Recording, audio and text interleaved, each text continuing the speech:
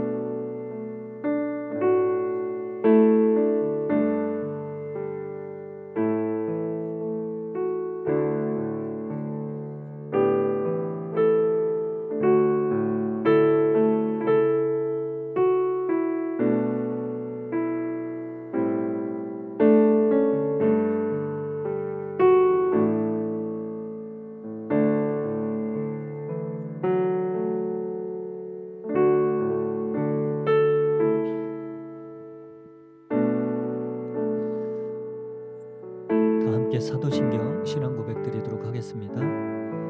나는 전능하신 아버지 하나님 천재 창조주를 믿습니다. 나는 그의 유일하신 아들 우리 주 예수 그리스도를 믿습니다. 그는 성령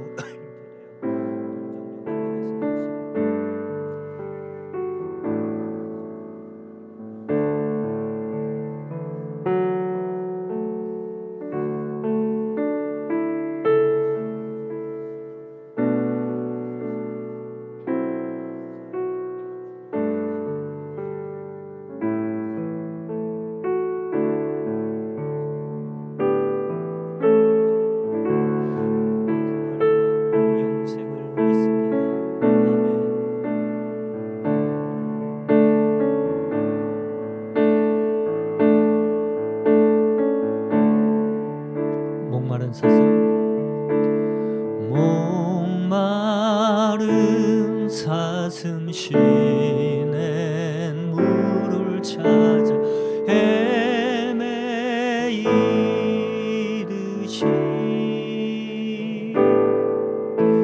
내 영혼 주를 찾기에 갈급하나이다.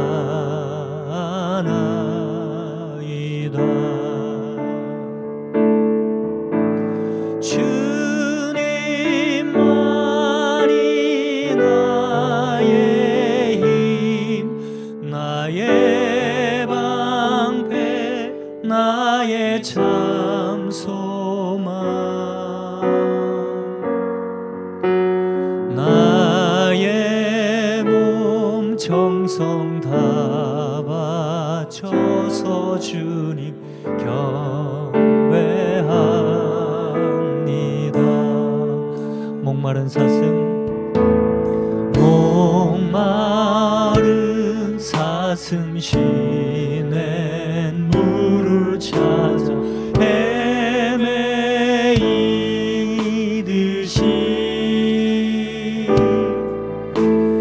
내 영혼 주를 찾기에 갈급하나이다. 금보다 귀한 나의 주님, 금보다 귀한 나의 주님, 내게 만족 주신 주. 주님만이 나의 기쁨, 주님만이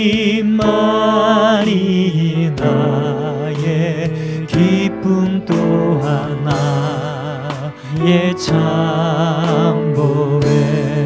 주님만이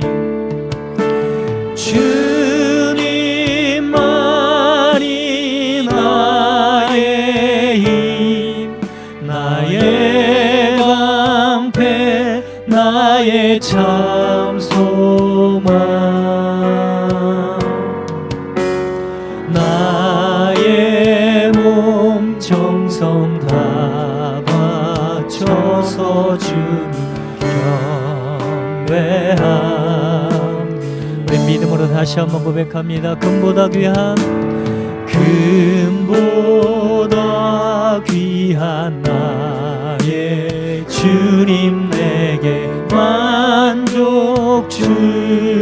되신 주님만이 나의 기쁨, 주님만이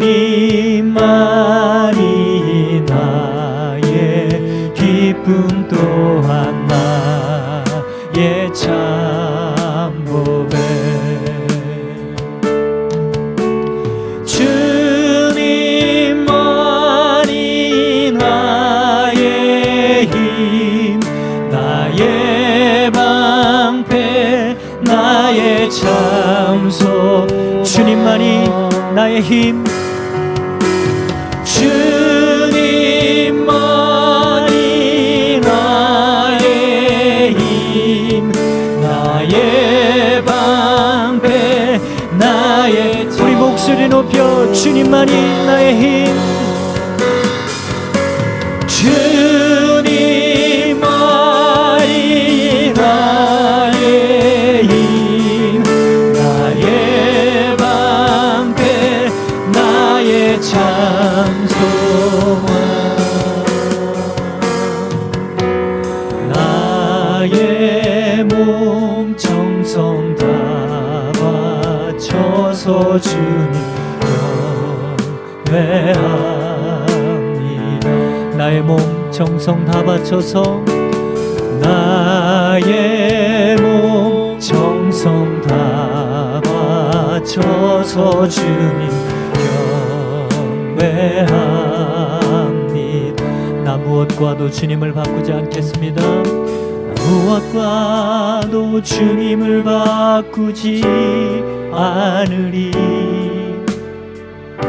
다른 어떤 은혜 구하지 않으리. 오직 주님만이 내 삶의 도움이시니 주의 얼굴 보기 원합니다. 나 무엇과도 주님을 바꾸지 않으리. 다른 어떤 은혜 구하지 않으리.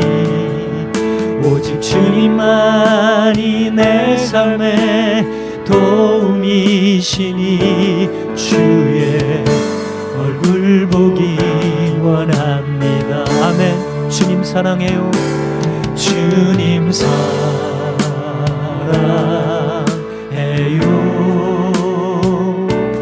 온 마음과 정성 다해 하나님의 신실한 친구 되기 원합니다. 나 무엇과도 주님을 바꾸지 않으리. 나 무엇과도 주님을 바꾸지 않으리. 다른 어떤 은혜 구하지 않으리. 오직 주님만이 내 삶의 도움이시니 주의 얼굴. 우리 성도님들만 다시 한번 고백해 볼까요?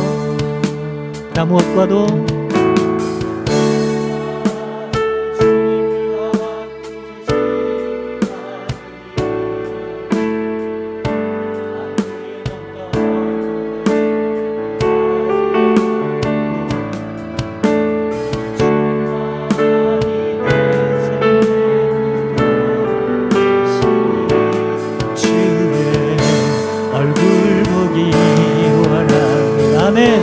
주님 사랑해요.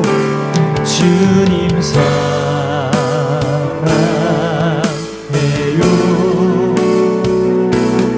온 마음과 정성 다해 하나님의 진실한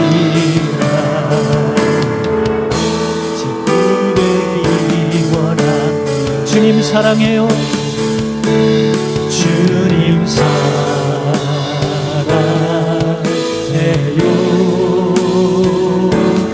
온 마음과 정성 다해 하나님 확실한 자녀 되기 원합니다. 자녀 되기 원합니다. 이것이 행복이야.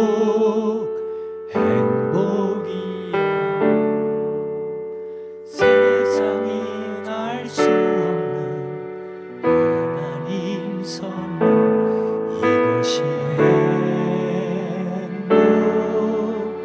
행복이라오. 하나님의 자녀로 살아가는 것, 이것이 행복이라오. 아멘. 화려하지 않아도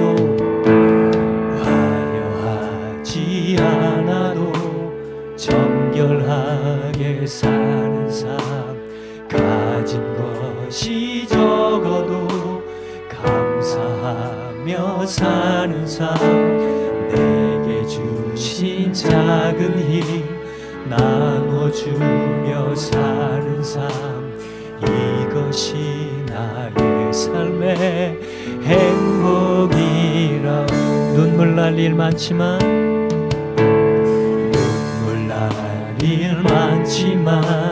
기도할 수 있는 것, 억울한 일 많으나 주를 위해 참는 것, 비록 짧은 작은 삶 주 뜻대로 사는 것, 이것이 나의 삶의 행복이라. 이것이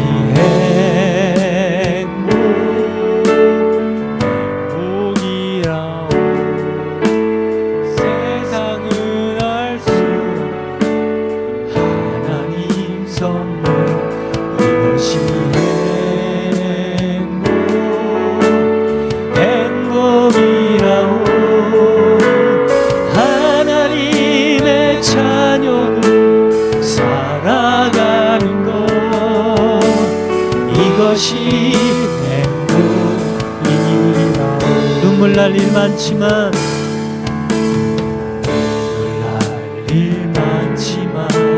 기도할 수 있는 것, 억울한 일 많으나 주를 위해 참는 것, 비록 짧은 작은 삶 주 뜻대로 사는 것, 이것이 나의 삶의 행복이라오. 이것이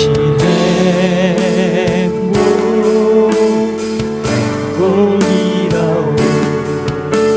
세상은 알 수 없는 하나님 선물, 이것이 행복이라오. 하나님의 자녀로 살아가는 것, 이것이 우리 옆에 사람 축복하면서 함께 이것이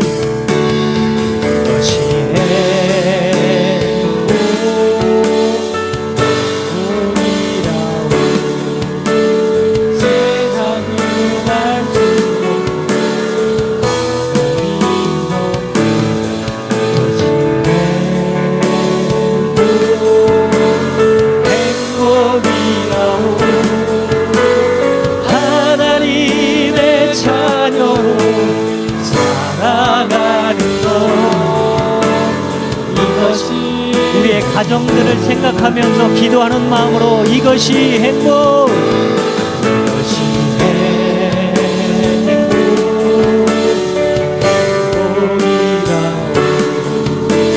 세상은 알 수 없는 하나님 선물, 이것이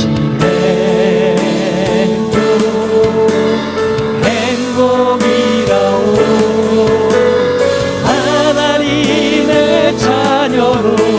살아가는 것, 이것이 행복이라오. 할렐루야. 자, 우리 행복하십니까? 네. 세상이 알 수 없는 하나님의 선물을 갖고 살아가십니까? 네. 우리 옆 사람을 축복합시다. 세상은 알지 못하지만 하나님의 주신 선물로 살아가는 당신 정말 행복한 분입니다. 이렇게 한번 축복하시죠. 네.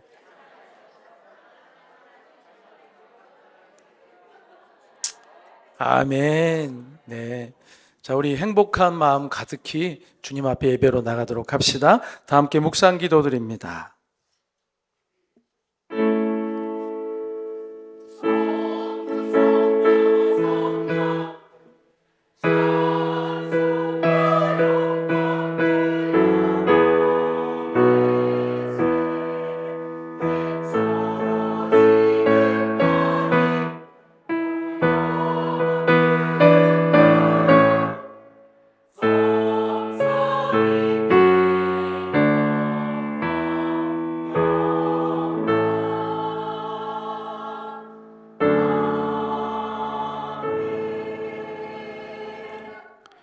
내 부모를 공경하라.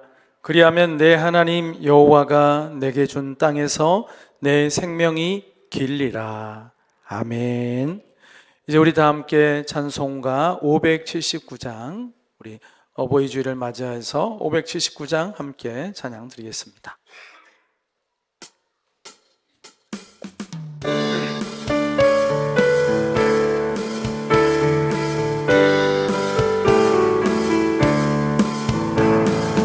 어머니의 넓은 사랑 귀하고도 귀하다. 그 사랑이 언제든지 나를 감싸줍니다. 내가 울 때 어머니는 주께 기도드리고 내가 기뻐 웃을 때에 찬송 부르십니다. 아침 저녁 읽으시던 어머니의 성경책 손때 남은 구절마다 모습 본 듯합니다. 믿는 자는 누구든지 영생함을 얻으리. 들려주신 귀한 말씀 이제 힘이 됩니다. 홀로 누워 괴로울 때 헤매다가 지칠 때 부르시던 찬송 소리 귀에 살아옵니다. 반석에서 샘물 나고 황무지에 꽃피니 예수님과 동행하면 두려울 것 없어라. 온유하고 겸손하며 올바르고 굳세게 어머니의 뜻 받들어 보람있게 살리라. 풍파 많은 세상에서 선한 싸움 싸우다 생명신에 이르는 곳 길이 함께 살리라. 아멘. 우리 시간 예배를 위해 기도할 때 김경수 안수 집사님 기도 인도해 주시겠습니다.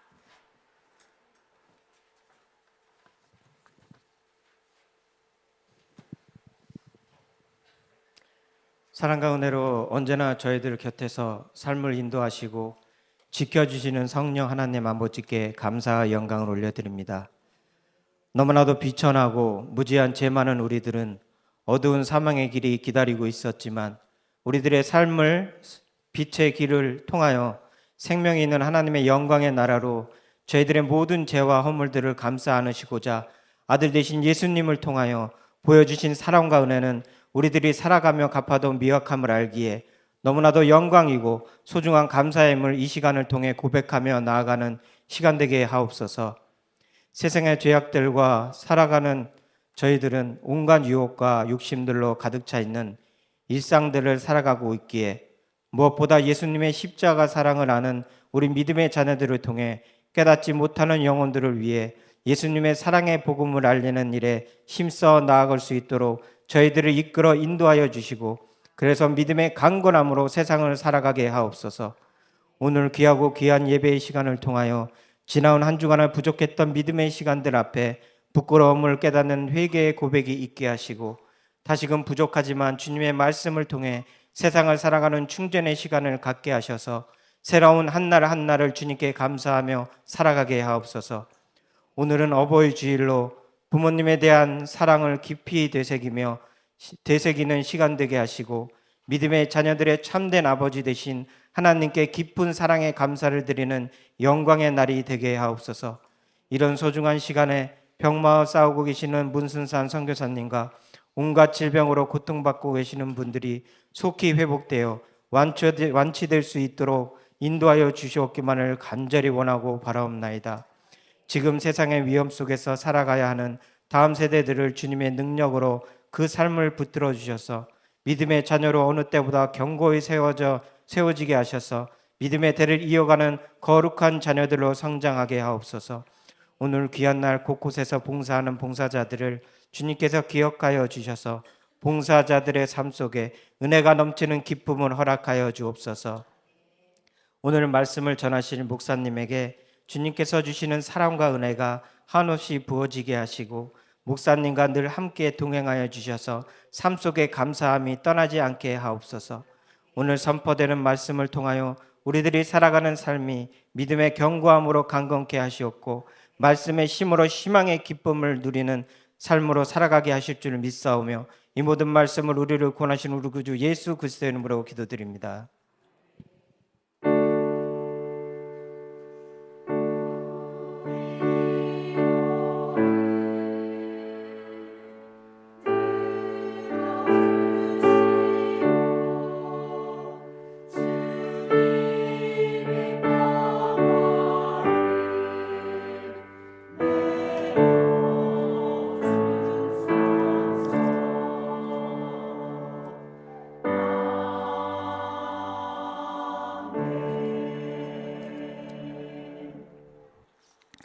네, 이 시간은 준비한 예물을 올려드리는 시간입니다. 성가대 찬양과 함께 하나님께 올리겠습니다.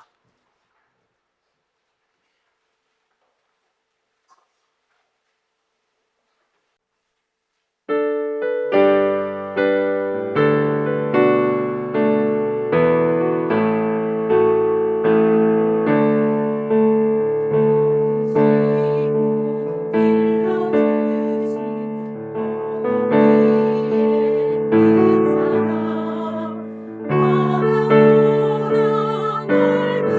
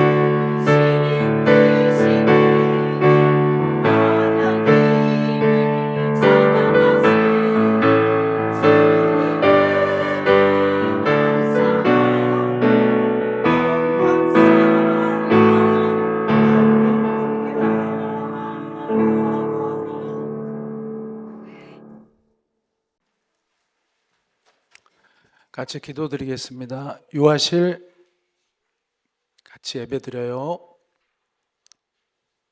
같이 기도하겠습니다. 사랑의 하나님 감사합니다. 오늘도 하나님의 은혜를 깊이 생각하며 드린 예물을 주님 기쁘게 받아주시고 이 시간 또한 우리 속에서 이전보다도 하나님의 은혜를 또 어버이 주일을 맞아서 더 깊이 깨닫게 되는 은혜가 있게 하여 주시옵소서. 받은 은혜에 감사하며 드린 예물 주님 홀로 영광 받으시고 높임을 받아 주시옵소서.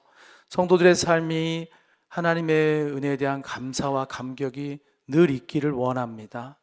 감사가 말라버린 신앙, 감격이 없는 신앙은 하나님 생명력을 잃어가는 것이오니 주님, 우리가 늘 주님의 작은 손길과 주님의 미세한 그 역사하심 속에서도 민감하게 주님의 사랑을 깨닫고 기뻐하며 감사하며 영광을 돌릴 수 있는 생명으로 충만한 성도들 다 되게 하여 주시옵소서.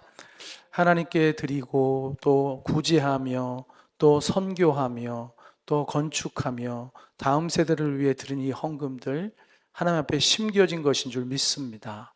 그 심겨진 것이 반드시 30배, 60배, 100배 열매를 거두게 하여 주시옵소서.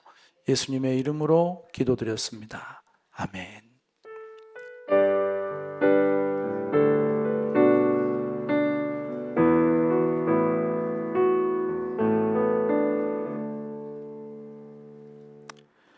네, 이제 우리 함께 하나님 말씀 보도록 하겠습니다. 에베소서 6장 1절에서 3절 말씀이 되겠습니다. 에베소서 6장 1절에서 3절 말씀 같이 보시도록 하겠습니다.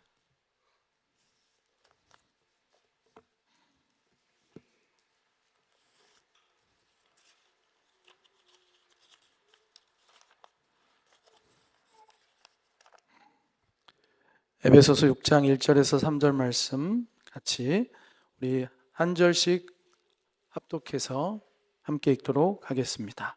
다 같이 읽겠습니다. 자녀들아, 주 안에서 너희 부모에게 순종하라. 이것이 옳으니라. 내 아버지와 어머니를 공경하라. 이것은 약속이 있는 첫 계명이니 이로써 내가 잘되고 땅에서 장수하리라. 아멘. 네, 함께 읽으신 이 에베소서 6장의 1절 3절의 말씀으로 주 안에서 효라는 제목으로 함께 말씀을 나누도록 하겠습니다. 우리가 그저께 어버이날을 보냈죠. 네, 여기는 어버이들이 주로 많이 계신 것 같은데 어버이 주일에 이렇게 찬송가를 찾다 보면 참 부를 만한 찬송이 많지 않음을 느끼게 됩니다. 그리고 그 가운데서도 이렇게 찬양을 보면은 아까 어머님의 넓은 사랑인가요? 그걸 보면은 거기에 나오는 부모님은 믿음의 길을 걸으신 부모님이잖아요. 기도한 부모님, 또 성경을 읽었던 부모님.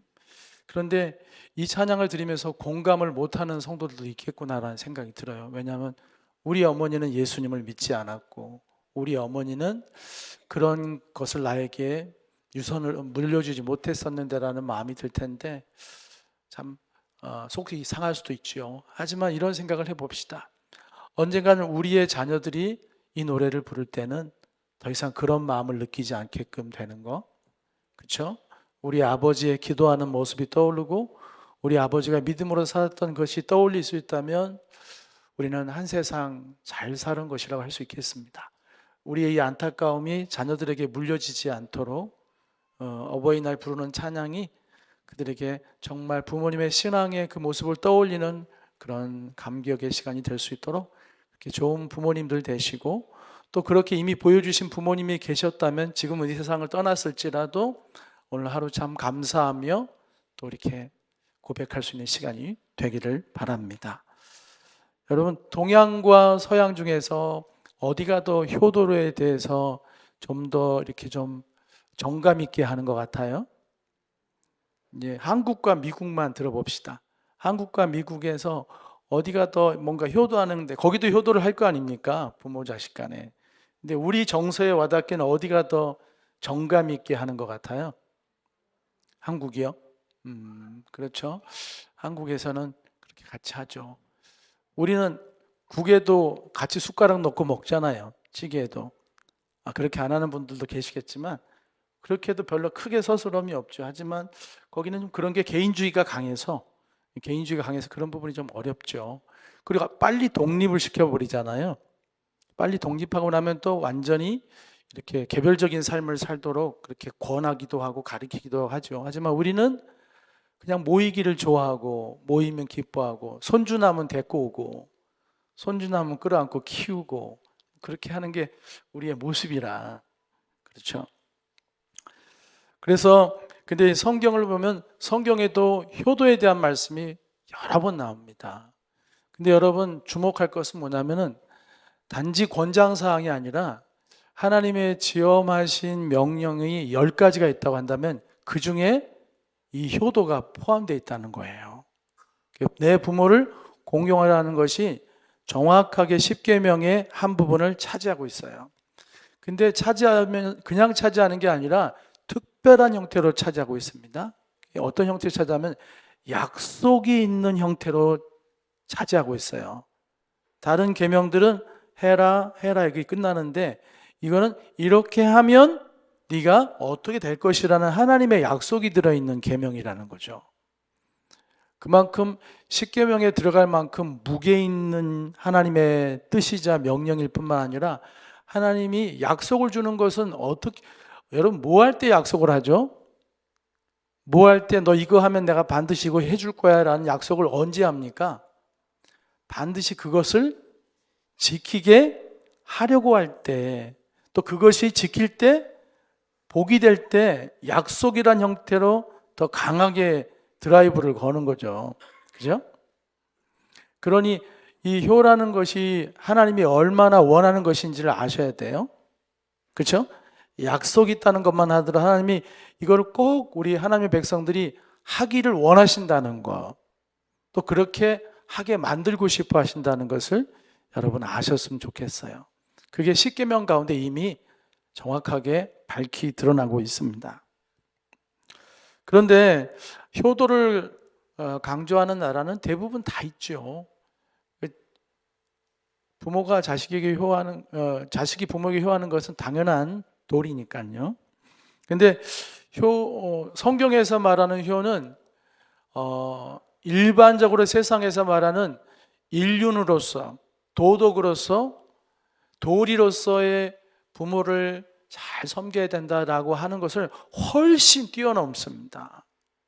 훨씬 뛰어넘는 더 어떤 가치를 말씀해 주고 있고 훨씬 더 깊고 깊은 동기와 의도를 가지고 있는 말씀이라는 거예요.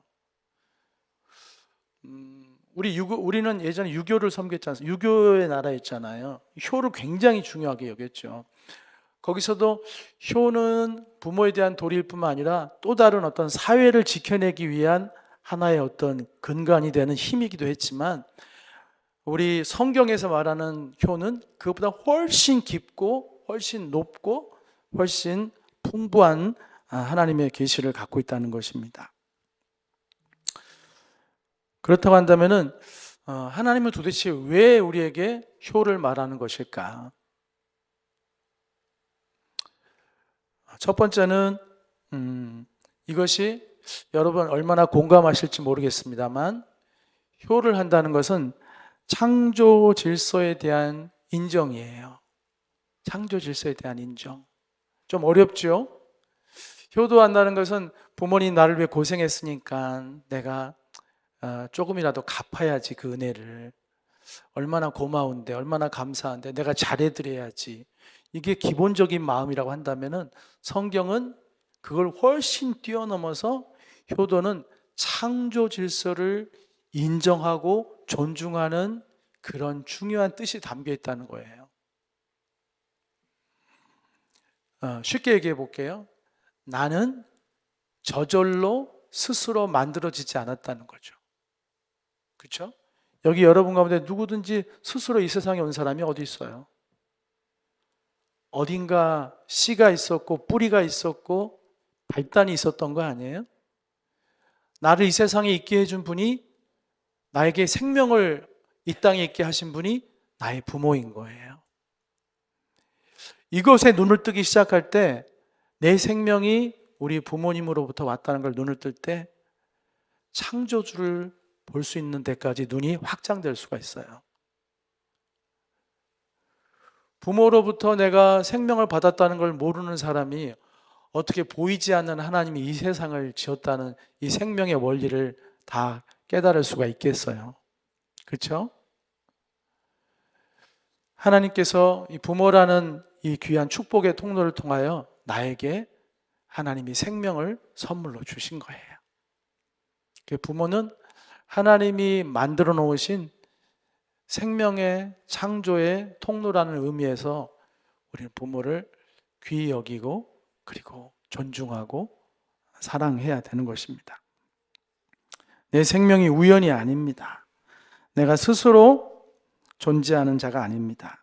나는 받은 존재입니다. 나는 생명을 받은 존재이고 그것을 인정할 때 우리가 바로 설 수 있습니다.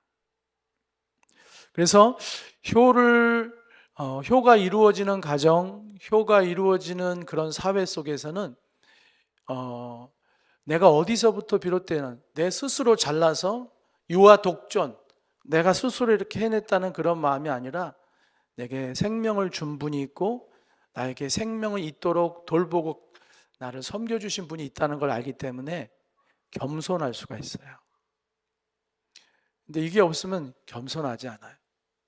내가 스스로 잘나서 여기까지 왔다라고 생각하죠. 자기밖에 안 보이는 거예요. 사랑하는 여러분, 부모에게 우리가서 그런 어떤 은혜를 볼 수 있다고 한다면은 우리는 항상 그 마음 중심 가운데서 감사할 줄 알고 그리고 내가 나 된 것이 나 잘나서 된 게 아니라는 것, 눈물이 있었고 기도가 있었고 희생이 있었고 고통이 있었기에 지금의 내가 있다는 것을 아는 사람은 겸손하죠. 그것을 기억하는 거죠. 자랑할 것이 그렇게 자기만 자랑할 것이 아니라는 것입니다. 두 번째로 성경은 효를 지혜의 출발점이라고 말해요. 여러분, 성경에서 지혜에 대해서 제일 많이 말하고 있는 책이 어느 책이에요? 우리 얼마 전에 공동체에서 함께 읽었는데 성경이 66권이잖아요. 그 중에 압도적으로 지혜에 대해서 계속 얘기하고 있는 책이 한 권 있단 말이에요. 그래서 어떤 부모들은 자식을 지혜롭게 키우려고 어려서부터 이 잠언이라고 얘기했네요. 계속 이 지혜의 책을 읽게 만든다는 거죠. 계속 읽게요. 어려서부터 무슨 말인지 모르더라도 계속 읽게 해요. 그 얘기는 잠언이 지혜의 보고이기 때문에 그렇습니다. 근데 잠언에 보면은 지혜에 대한 언급들이 몇 가지가 나오는데 그 중에 하나가 뭐냐면은 이런 말씀이 나와요. 내 아들아, 내 아비의 훈계를 들으며 내 어미의 법을 떠나지 말라. 지혜에 대한 얘기로 가득 찬 그 책에 이 얘기가 중요하게 이 얘기가 소개가 되고 있어요. 내 아버지의 말에 귀를 기울이라. 내 어머니의 말에 귀를 기울이라. 이게 지혜하고 무슨 상관이 있냐는 거예요. 여러분, 이게 여러분 굉장히 소홀할 수 있는 부분인데, 그러니까 가정에서도 자녀들 중에서 유독 부모의 말에 귀를 안 기울이는 친구들이 있을 수 있어요. 좀 고집불통인 친구들. 다 한 뱃속에서 나왔는데 유독 걔만 말을 안 듣는 경우가 있어요. 근데 이 친구는 기도를 많이 해줘야 되는 게, 이게 부모의 말을 안 듣는 걸로 그치는 게 아니라 기본적으로 듣는 마음이 없어지는 거예요. 가장 가까이에서 가장 자기를 잘 알고 있는 사람이 하는 얘기를 듣지 않고 무시한다고 한다면은 기본적으로 듣는 마음이 닫혀 있다는 거거든요. 성경은 지혜의 기본을 뭐라고 하냐면 듣는 마음인 거예요. 솔로몬이 하나님 앞에 지혜를 구하잖아요. 그렇죠? 엄청난 지혜를 하나님께 받았죠. 그때 그가 하나님 앞에 뭘 구했냐면은 듣는 마음 주세요 그랬잖아요. 듣는 마음 달라고 했더니 하나님께서 그에게 지혜를 주셨단 말이에요. 그러니까 듣는 마음, 부모에게서 아픈 얘기든 바른 얘기든 깊은 얘기든 그걸 들을 수 있다고 한다면 이 친구는 이미 지혜의 샘이 터진 친구예요. 근데 부모, 하나님이 지혜라는 그 보고를 열기 위해서 가정에 문을 하나 만들어 놨단 말이에요. 이 문을 여는 순간 지혜의 보고로 들어갈 수 있는 길이 열리는 건데, 그 문이 누구냐면은 부모예요. 왜냐하면 부모를, 그 자식을 너무너무 사랑하거든요. 그죠? 안 사랑하는 부모도 있나요? 미울 때도 있지만 중심에는 다 사랑해요. 그 부모가 자식을 사랑해서 때로는 고민하다가 말할 때도 있어요. 머리 크고 나면은 말도 함부로 못 해요. 이제 뭐예요? 한 10대에서 되기 시작하면 여기까지 삼키잖아요. 이제 20대 중반 넘어서면은 꾹꾹 누르고 삽니다. 뭔 얘기 하려면은 작전기도 한 다음에 그 다음에 얘기해야 돼요. 어려워요. 왜냐하면은 이미 성장했기 때문에. 그럼에도 불구하고 그렇게 성장했을지라도 얘기를 해줄 필요가 있을까요? 없을까요? 여전히 있어요.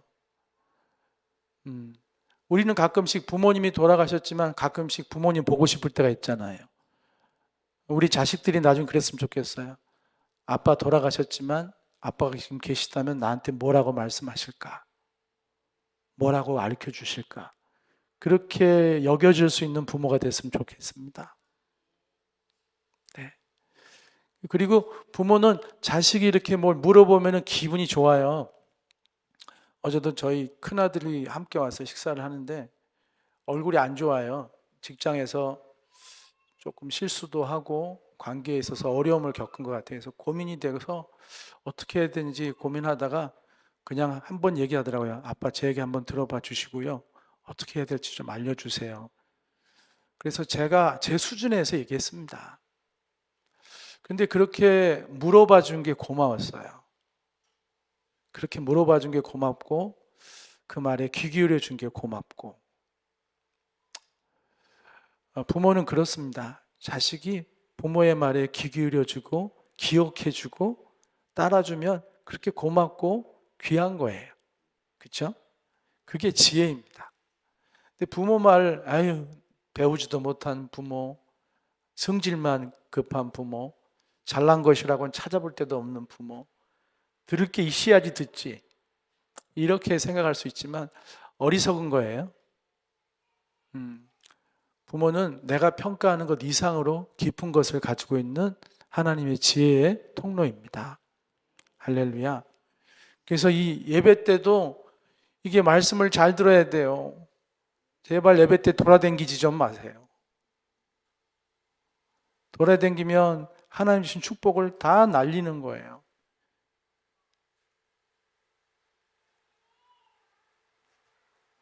유아실도 잘 들어요. 제발.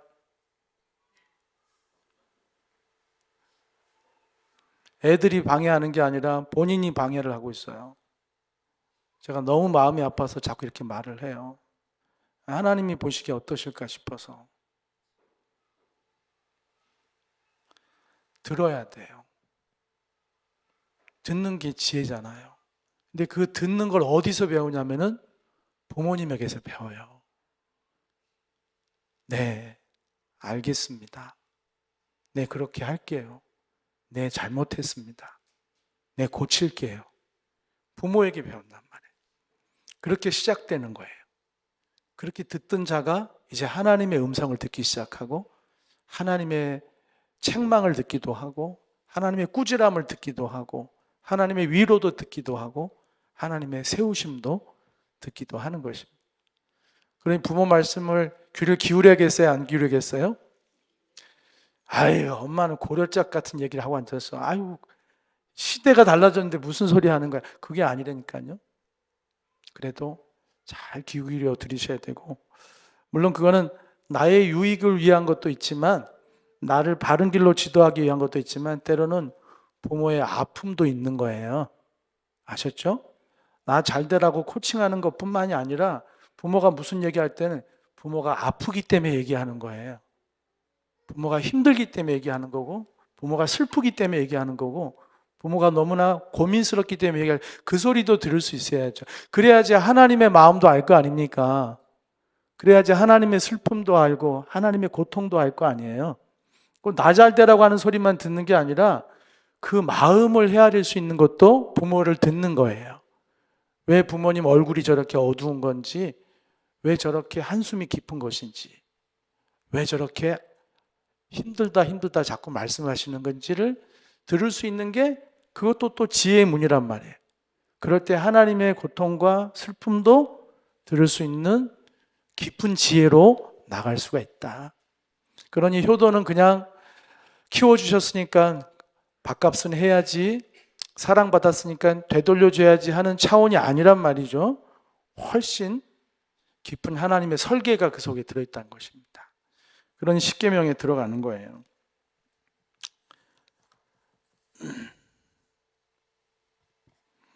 우리가 만약에 어려서부터 부모의 말을 계속 무시하면서 부모의 표정과 감정을 무시하면서 커서 성인이 되고 나면 이런 괴물이 될 수도 있습니다.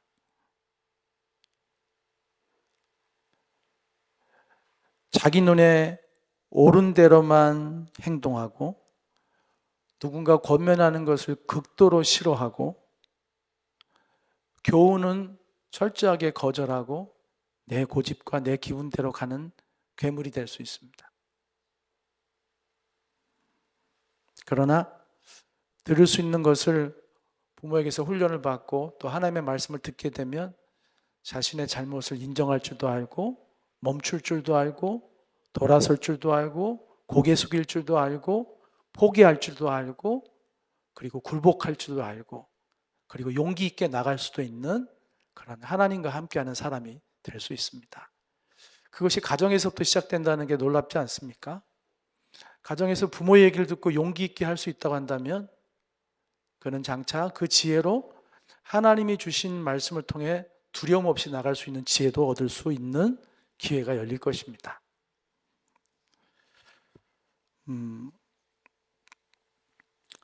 사랑하는 성도 여러분, 하나님의 사람들은 결국 우리가 모든 인간관계 안에서 하나님을 알아가게 됩니다.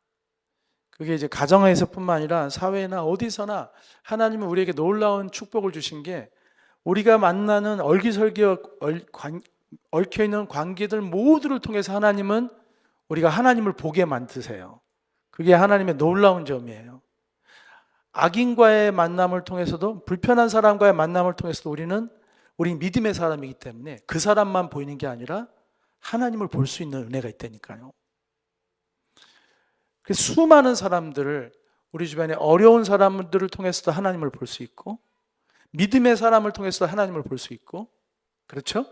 동력자를 통해서도 하나님을 볼 수 있어요. 우린 바깥에 나가서 여러분 직장 생활하면서 한번 이렇게 외쳐보세요. 여기는 나의 영성 수련의 장이다. 여러분 직장은 영성 훈련의 장이에요. 가정도 마찬가지지만 거기서 돈만 벌어먹고 살아간다고 생각하면은 우리가 너무 좁게 보는 거예요. 직장에서 우리는 하나님이 나를 훈련시키는 걸 경험해요. 직장에서 여러분 자신의 못된 승질이 드러날 때가 있죠. 예? 직장에서 막 말을 함부로 하거나 그리고 좀처럼 참지 못하는 내 모습 이게 적어도 하나님의 사람에겐 이게 그 순간 하나님이 나에게 다가오시는 순간이란 말이에요. 왜냐하면 그런 일들이 벌어지고 나면은 우리는 하나님을 생각하게 돼 있어요. 하나님의 뜻을 생각하게 되면서 아직도 이 정도밖에 안 되는구나 내가. 아직도 내가 멀었구나. 아직도 내가 이기적이구나. 아직도 내가 정말 변화되기가 어렵구나 이걸 느끼게 되죠. 여러분 전도하려고 누구에게 이렇게 하다가 나중에 한계를 느낀 적이 있지 않습니까? 전도하려고 했다 처음엔 여러분 이게 조심해야 돼요. 우리가 누군가를 전도할 때 은근히 도덕적 우위나 영적 우위감을 갖고 사실 자기도 모르는 채 그렇게 다가갈 수 있거든요. 저 사람 예수도 모르는 사람, 구원받지 못한 죄인, 저 불쌍한 인생 이런 마음을 깔고서 그러니까 전도하는 거 아니에요? 그게 나도 모르게 그런 인식을 갖고 가고 있는데 조심해야 돼요. 내가 그 사람보다 더 잘난 게 없어요. 그 우위를 갖는 순간이 얼마나 우리의 전도를 가로막는 것인지 몰라요. 나도 부족한 사람이지만 하나님의 은혜로 내가 살아가고 있는데 이 사람은 나보다 더 귀한 사람인데 단지 아직 주님을 못 만난 것 뿐인 거죠. 그렇죠? 우리가 그렇게 달려들다가 사회에서 사람들 만났을 때 큰 코 다칠 때가 많습니다. 내가 예수 믿는 사람이라는 이유로, 내가 목사라는 이유로 그 사람에 다가갈 때 나도 모르게 내 의식 속에 내가 그 사람보다 낫다는 생각이 깔려 있어서 그를 대할 때 나도 모르게 못된 행동들이 나올 수 있거든요. 그걸 소스라치게 놀랄 때가 있어요. 아, 참 경박하구나. 참 천박하구나. 이 정도 깊이밖에 안 되는구나 내가. 그걸 깨달을 때가 있어요. 그러면서 거기서 하나님의 음성을 듣죠. 더 낮아져야 된다. 그런 모습으로는 영혼을 살릴 수 없다. 더 겸손해져야 된다고 하시는 그 주님을 봐요. 모든 성도는 주어진 인간관계 네트워크에서 다 하나님을 볼 수 있는 특권을 가진 존재들이에요. 그 중에 하나가 가정이란 말이에요. 가정에서 우리는 아버지를 통해, 부모님을 통해 하나님을 볼 수 있어요. 하나님의 돌보심, 오래 참으심, 용서하심, 또 심판하시고 책망하심, 수많은 것들을 우리가 볼 수 있죠. 사랑하는 여러분, 가정을 통해서 우리가 하나님 아버지를 배울 수 있게 해두는 자들이 되길 바랍니다. 네. 그래서 아버지와의 관계가 잘 세워진 사람은 하나님과의 관계도 좋아요. 아버지와의 관계가 그 권위에 대한 인정과 순종이 있는 분들은 하나님 앞에 그게 편해요. 근데 아버지와의 관계, 부모와의 관계가 깨져 있는 사람은 하나님과도 건강한 관계를 맺기가 어려워요. 항상 그 상처로 하나님 앞에 서 있거든요. 그래서 권위에 대해서 인정하는 것도 어려울 수도 있어요. 유독 권위 앞에만 서면 막 이렇게 반감을 갖는 사람들이 있거든요. 권위를 잘난 사람, 권위자, 책임자를 앞에 인정을 잘 안 하려고 하는 게 있어요. 고개가 빳빳하고. 그런 경우는 되게 아버지와의 관계가 깨져 있는 경우가 많습니다. 아버지를 존경하지 않는 사람, 아버지를 귀히 보지 않으면 다른 권위에 대해서도 존중하는 마음이 약해질 수가 있어요. 하나님도 온전히 깊이 만나기가 어렵습니다. 하나님이 오죽하면 십계명에다가 효를 넣겠습니까? 이게 단지 부모한테 잘해주라는 것이겠습니까? 십계명은 하나님의 백성이 하나님의 백성답게 살도록 주님이 주신 계명이에요.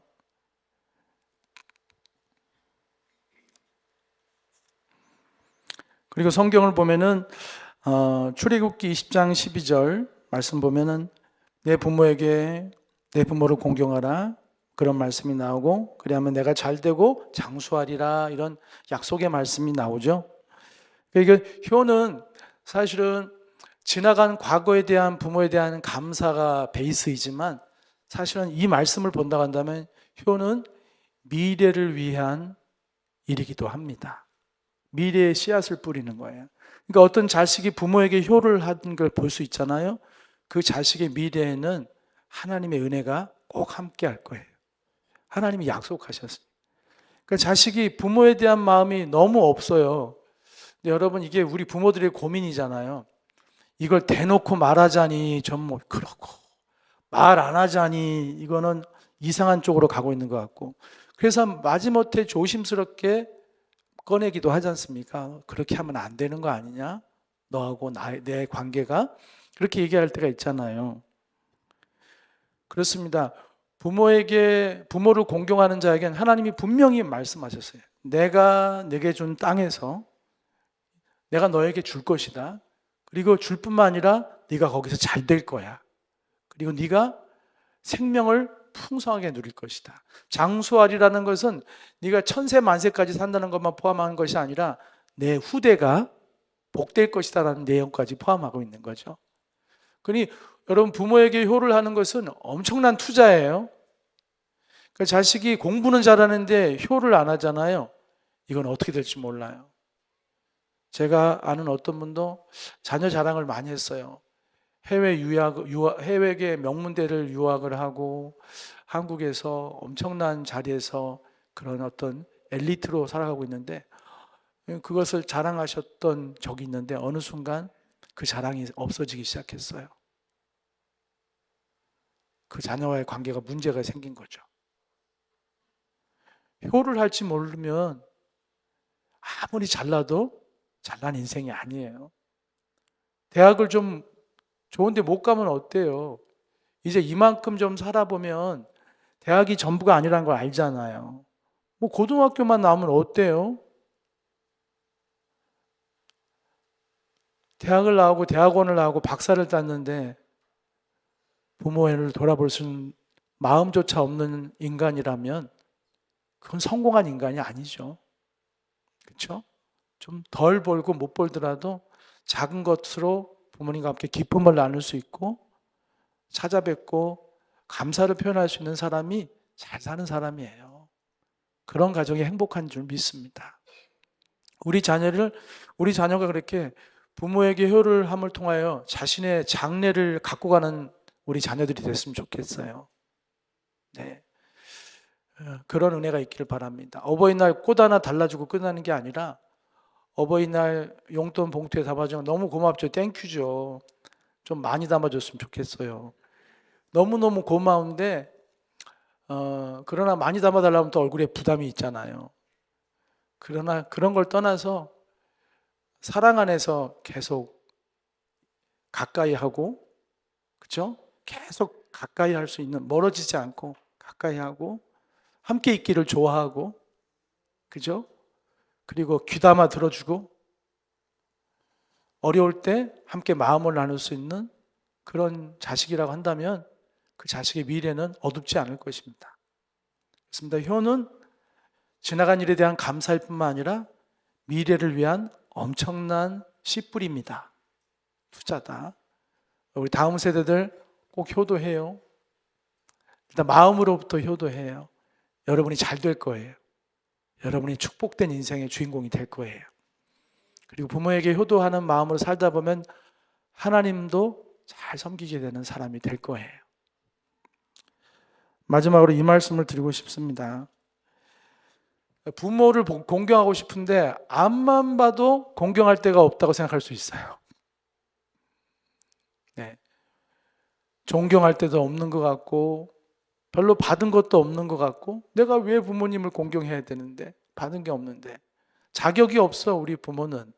그런 생각이 혹여 드는 사람이 있을 수도 있지요. 그러나 잊지 마십시다. 성경은 내 부모를 공경하라고 할 때 조건을 달지 않았다는 거예요.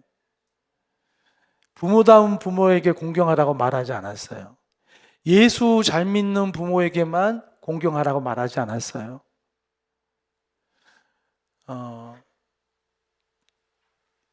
세상에서 존경받는 부모에게만 공경하라는 게 아니라 너의 부모라고 한다면 공경하라는 거죠.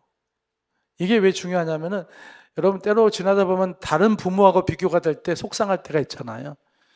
쟤는 부모를 잘 만나가지고 이렇게 잘 사는데 나는 우리 부모 진짜 뭐 제대로 해준 것도 없고 진짜 마음에 안 들어.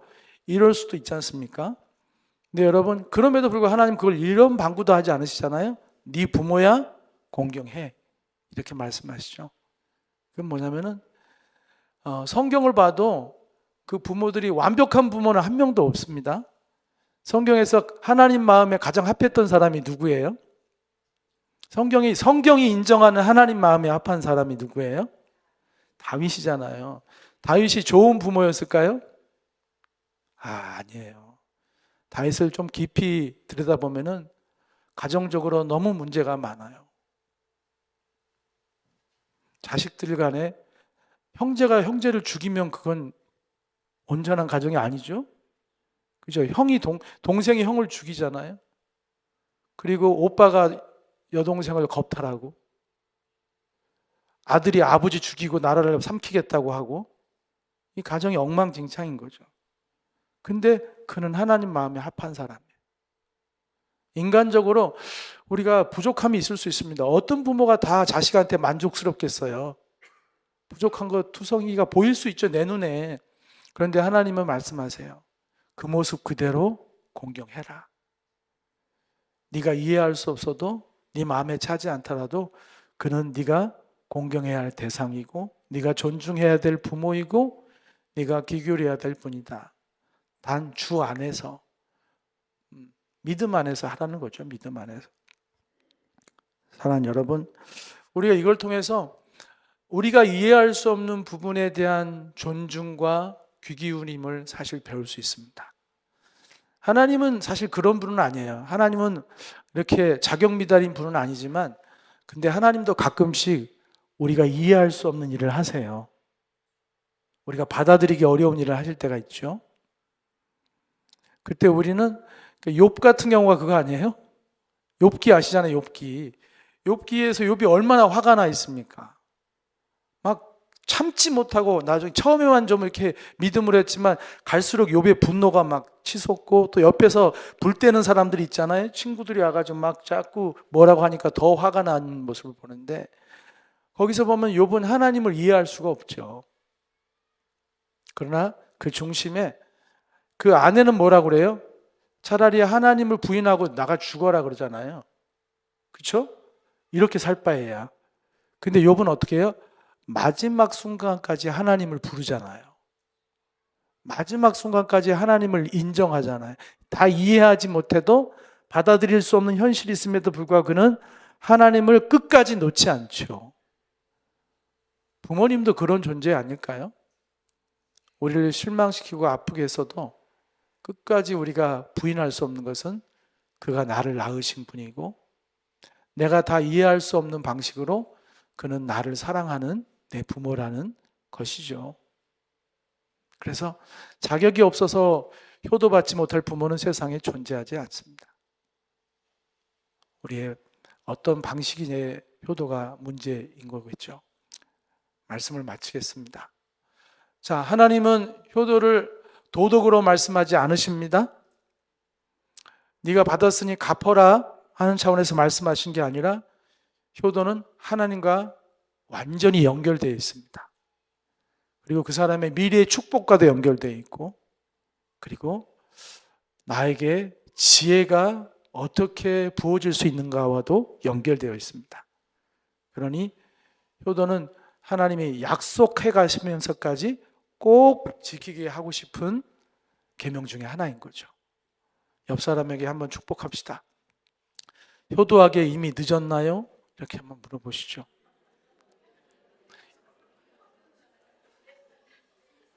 예, 이미 늦으신 분들이 많을 거예요.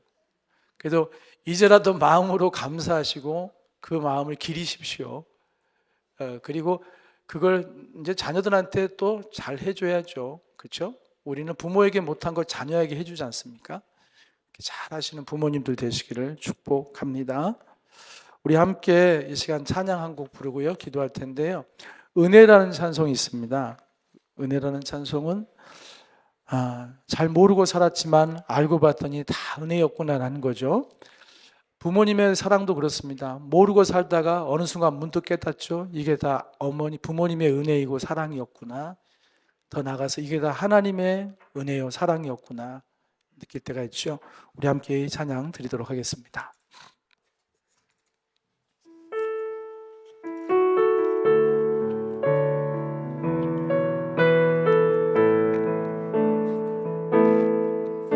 내가 누려왔던 모든 것들이, 내가 지나왔던 모든 시간이, 내가 걸어왔던 모든 순간이 당연한 것 아니라 은혜였어. 아침 해가 뜨고 저녁에 노을, 봄의 꽃향기와 가을의 열매, 변하는 계절의 모든 순간이 당연한 것 아니라 은혜였어. 내가 이 땅에 태어나 사는 것, 내가 이 땅에 태어나 사는 것, 어린아이 시절과 지금까지 숨을 쉬며 살며 꿈을 꾸는 삶 당연한 것 아니라 은혜로서 내가 하나님의 자녀로 살 때 내가 하나님의 자녀로 살며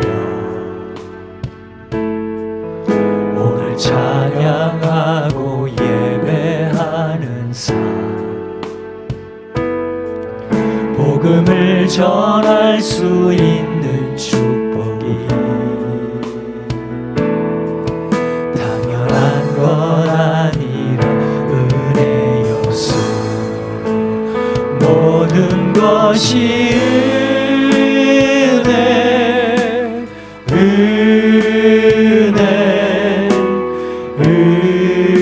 은혜 한없는 은혜 내 삶에 당연한 것 하나도 없었던 것을 모든 것이 은혜였소 모든 것이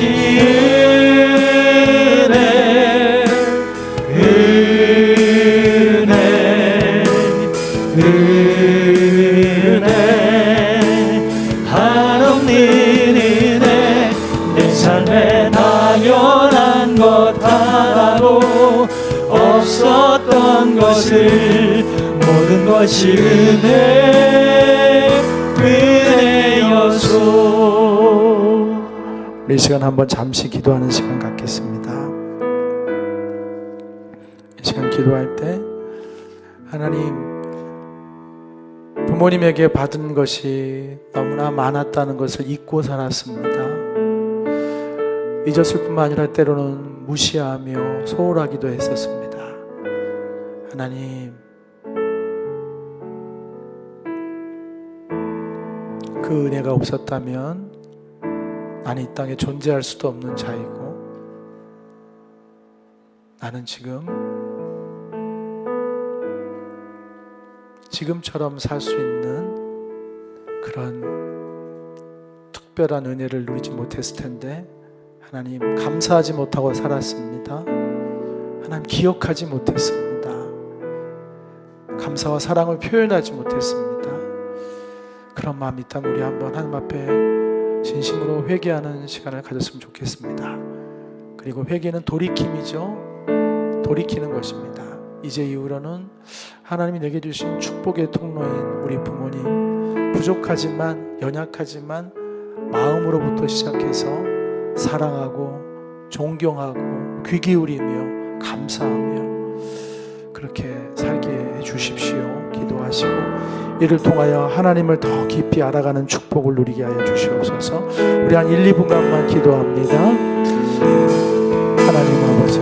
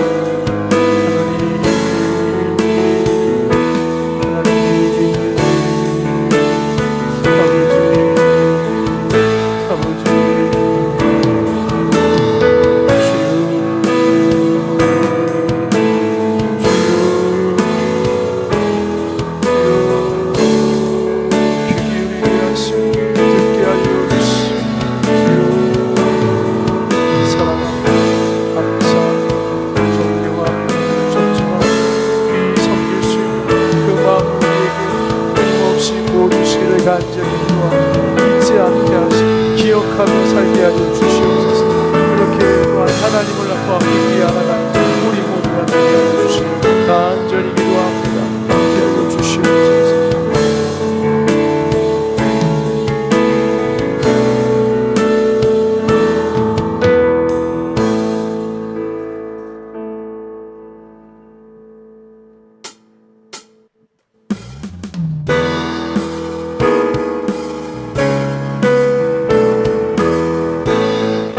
함께 찬송하길 원합니다.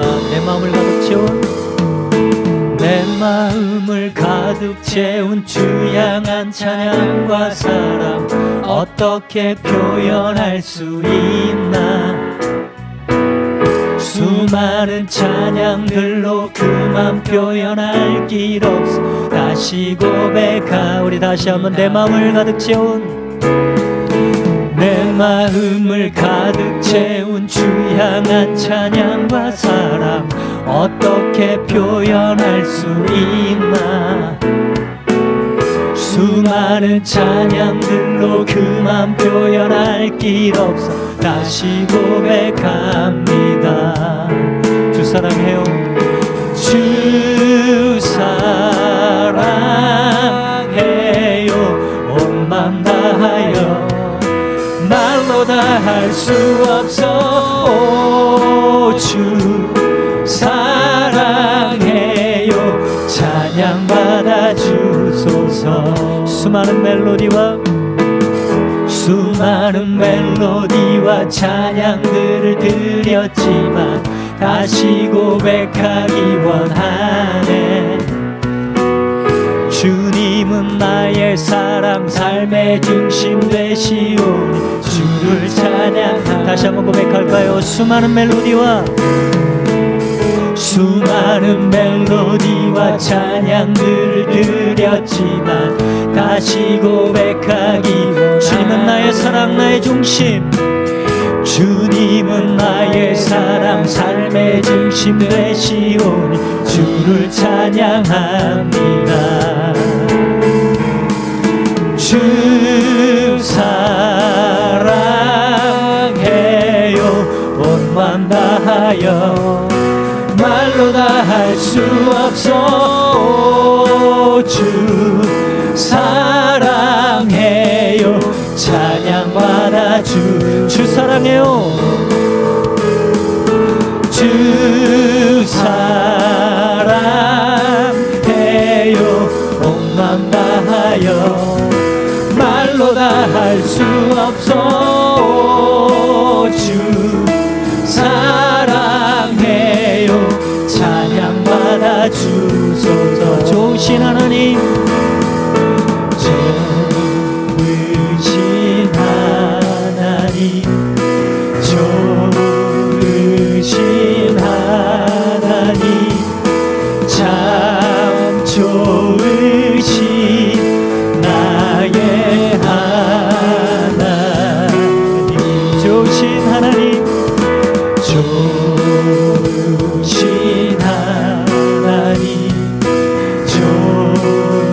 좋으신 하나님, 참 좋으신 나의 우리 한 번 더 전심으로 좋으신 하나님,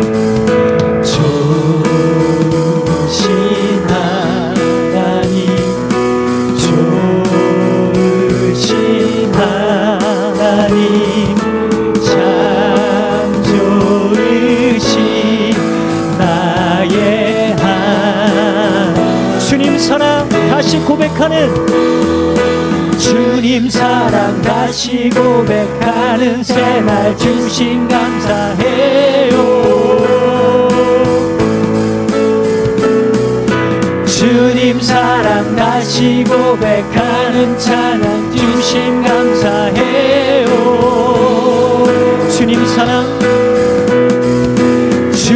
사랑 다시 고백하는 새날 주신 감사해요. 주님 사랑 다시 고백하는 찬양 주신 감사해요. 주 사랑해요. 온 맘 다하여 말로 다 할 수 없어. 주 사랑해요. 찬양 받아 주소서. 찬양 받아 주소서. 찬양 받아 주소서.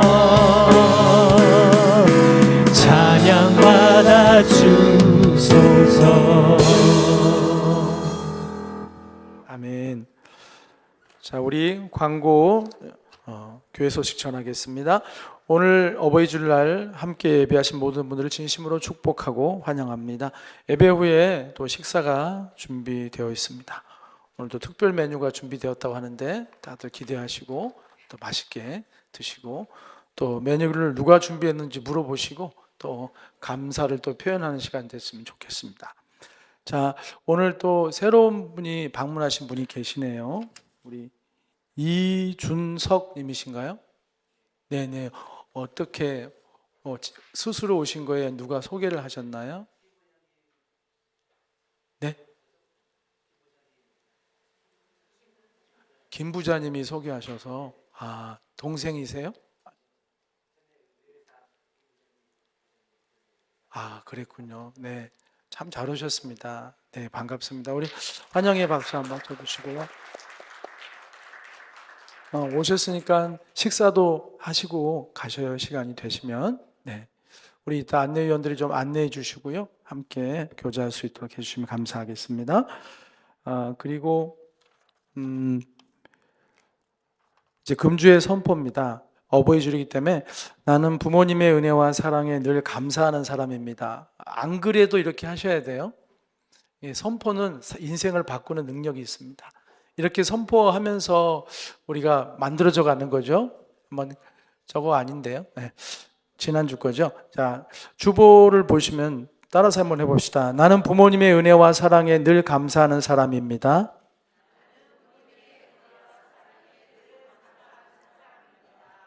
아멘. 우리 머릿속에 한번 떠올려 봅시다. 부모님과 은혜의 사랑에 늘 감사하는 내 모습을 한번 떠올려 보자고요. 그렇죠? 떠오르죠? 네. 뭐 전화로도 할 수 있고 마음으로도 뭐로든 그렇게 은혜와 사랑에 감사하는 저와 여러분이 되길 바라요. 두 번째, 나는 부모님 뒤에 계시는 하나님을 볼 수 있는 사람입니다.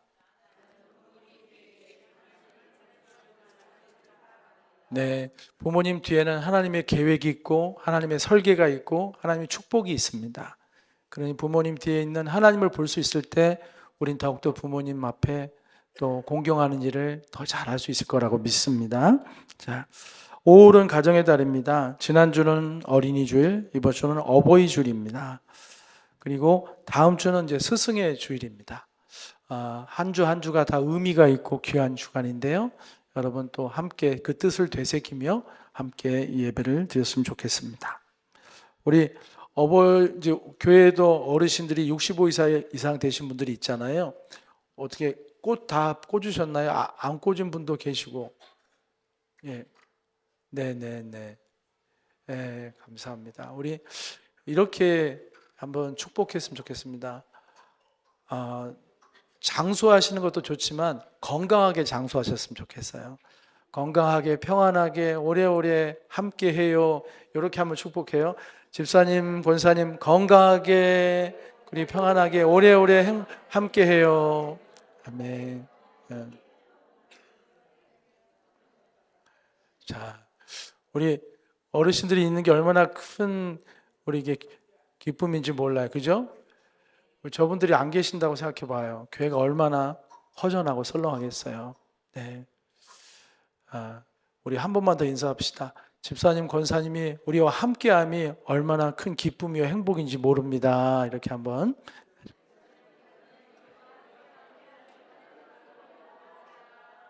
네. 아니 우리 젊은 분들이 해야 되는데 어른들끼리 자기들끼리 하고 있으면 어떡해요? 네. 네, 그 얘기겠죠. 우리 오래오래 같이 살자 그 얘기 하셨나 봐요. 네, 좋습니다. 자, 성도의 교제란입니다. 이번 주 토요일 날 우리 박소영 집사님의 장남 김용진 청년이 결혼을 합니다. 저희 교회가 개척할 때 아동부 멤버이기도 하죠. 네, 함께 예배드리고 했던 용진이 이제 벌써 청년이 돼서 결혼을 하게 됩니다. 배방에 있는 CA 웨딩 컨벤션 분리수홀입니다. 토요일 날 오후 3시 30분 또 여러분 축복해 주시고 또 요즘 새벽 기도 하시면서 또 작전 기도하는데 이러다 우리 교회 전통 되겠어요. 결혼 앞두고 있으면 일주일 작정 새벽 기도는 우리 한 전사님이 좋은 전통을 남겨서 저 집은 2주 했거든요. 교육자니까 2주 했고 평신도는 1주 이렇게 해서 하여튼 기도로 준비하는 건 너무 좋은 것 같아요. 예. 그래서 그런가 그때 예진이 결혼식 때 참 평안했습니다. 하나님이 함께 한다는 그런 은혜를 많이 느꼈거든요. 잘 준비된 결혼식이었다는 생각이 들고요. 이번에도 그렇게 기도로 준비하셔서 함께 하시면 감사하겠습니다. 그리고 보조 주차장 이용 안내를 드립니다. 지난주에 해프닝이 있었습니다. 우리가 저기 은퇴하신 목사님이 목장 옆에 살고 계시는데 한 컷 더 넘겨주실래요? 예, 저기 보면 저 빨간색 건물이 보이지 않습니까? 저기 목사님 사모님의 사택이에요. 예, 그래서 저기에 앞에 바로 출입구에 차가 세워져 있어서 조금 이제 역정이 나셨나 봐요. 이게 주차하라고 공간까지 줬는데 이렇게 다니기 불편하게 하면 되겠는가 하는 속상한 마음이 있었던 것 같아요. 그래서 제가 좀 여쭤봤어요. 목사님 어떻게 저희가 여기를 활용하면 좋을까요? 무상으로 쓰게 하시는데 그래서 저 목사님이 생각하는 바를 제가 듣고 왔습니다. 첫 번째 사진 좀 주실래요? 여러분 저게 이제 가자마자 첫 번째 건물이에요. 화장실도 있고 나그네 뒷간이라고 하는 화장실이 있는데 제가 일부러 교회 본고차를 저렇게 방향을 저렇게 세워놨습니다. 저 방향으로 그러니까 목장을 보시는 방향으로 차를 저 집에서부터 되면 한 5대를 댈 수 있겠더라고요. 이렇게 되시고 저기 사진은 안 나와 있지만 저 바로 옆에 조립식 건물이 하나 있어요. 그 벽에다 붙여서 대시면 한 5-6대를 대요. 그러면 다니는 데는 지장이 없거든요. 여러분 저 방향을 잘 보시고 목장을 향해서 대주세요. 집을 보고 하지 마시고. 두 번째 그거 말고 또 다른 거. 예, 여기 이제 목사님 사시고 계시는 사택이기도 한데 여기도 저 펜스가 보이지 않습니까? 함석으로 된 담장이 보이죠? 그 담장을 보고서 이렇게 차를 대주실 때 한 3대 정도 되면 될 것 같아요. 문에 붙여대지는 마십시오. 왜냐하면은 주거 공간에 차가 버티고 있으면 불편해요. 그러니까 3대 정도만 대주시면 되겠고 이제 이게 우리가 평상시에 쓸 수 있는 공간이에요. 여기만 쓰세요. 근데 딱 마지막 사진 보여주세요. 네, 저기가 보면은 길쭉하게 나 있잖아요. 넓지 않지만 저기 차가 다 들어갔습니다. 저기는 교회에서 행사할 때만 외부 손님이 많이 올 때만 저기를 개방하는데 저기는 평상시에는 쓰시지 말아달라. 이렇게 길게 대지 마시고 저기 그냥 놔두시고 2군데만 써주시면 감사하겠다. 고맙죠. 뭐 차 10대 정도 될 수 있는 공간을 무상으로 내주시니 고맙죠. 그리고 서로 보면은 잘 모르시는 교제가 없더라도 보면 인사하셨으면 좋겠어요. 그래도 목회를 한평생 하시다가 목회를 잘하신 분이에요. 기독교 기장 측에서는 정말 어른 대접을 받는 아주 훌륭한 목회를 하신 목사님이에요. 지금은 머리 허옇고 그냥 농사꾼처럼 이렇게 다녀서 잘 모르지만 훌륭한 목사님이세요. 보시면 꼭 인사하시고요. 교회 동네 어른이잖아요. 서로 인사하고 교제했으면 좋겠어요. 그냥 이렇게 선한 의도까지 베푸시는데 모른 척하고 다니면 안 되겠죠. 그런 또 교인의 에티켓은 또 지켰으면 좋겠습니다. 이상으로 광고를 마칩니다. 이제 우리 다 함께 5월의 가정의 달 축복성 우리 함께 부르시고 축도로 폐회하도록 하겠습니다.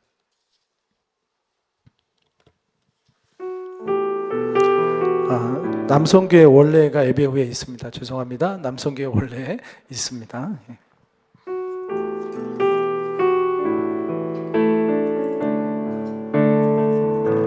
감사해요. 깨닫지 못했었는데 내가 얼마나 소중한 존재라는 걸 태초부터 지금까지 하나님의 사랑은 항상 날 향하고 있었다는 걸 고마워요. 그 사랑을 가르쳐준 당신께 주께서 허락하신 당신께 그리스도의 사랑으로 더욱 섬기며 이제 나도 세상에 전하리라. 당신은 사랑받기 위해 그리고 그리고 그 사랑 전하기 위해 주께서 택하시고 이 땅에 심으셨네. 또 하나의 열매를 바라시며. 기도하겠습니다. 지금은 우리 주 예수님의 십자가에서 피 흘려 구원하여 주신 은혜와 아버지 하나님의 영원하신 측량할 수 없는 그 크신 사랑과 성령님의 우리 안에 거하시며 인도하시고 보호하시고 또 지키시는 그 은혜가 이제 부모님을 공경함을 통하여 하나님이 예비하신 놀라운 은혜와 축복을 누리며 하나님께 영광 돌리기를 원하는 우리 모든 성도님들과 다음 세대 위에 이제부터 함께 하여 주시기를 간절히 축원하옵나이다. 아멘.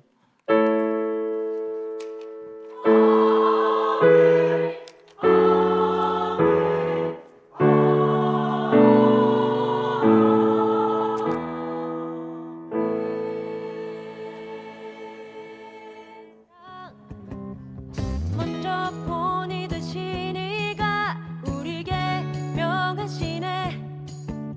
내 맘과 뜻 힘 다